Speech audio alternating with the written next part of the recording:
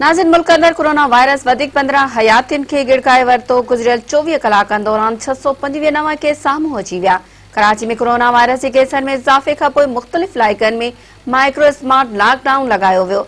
National command and operation centre पारां जारी कयल पधिराई में चयो वियो आहे त सॼे मुल्क अंदर 24 कलाकनि दौरान 31,697 टेस्टूं कयूं वयूं, जंहिं मां 655 नवां केस ज़ाहिर थिया आहिनि।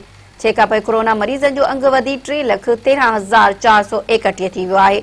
NCOC मूजिबि मुल्क में कोरोना वेझे वधीक 15 मुतासिर फ़ौत थी विया आहिनि, जंहिं खां पोइ फ़ौतियनि जो अंगु वधी मजमूई तौर ते 6,499 थी वियो आहे। NCOC मूजिबि सॼे मुल्क अंदर कोरोना खे मात ॾेई 2,98,055 मरीज़ सिहतियाब थी चुका आहिनि।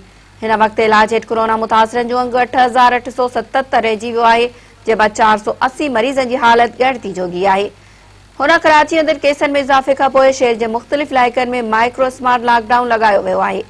इंतज़ामिया शहरनि जे ग़ैर ज़रूरी चुरपुर ऐं मास्क बिना ॿाहिरि निकिरण ते पाबंदी लॻाई आहे, जॾहिं त मुख़्तलिफ़ इलाइक़नि में ज़ाब्तनि ते बंदि कड़ी करण ते 4 शादी हाल, 61 होटलूं ऐं 10 बेकरियूं सील कयूं वयूं आहिनि।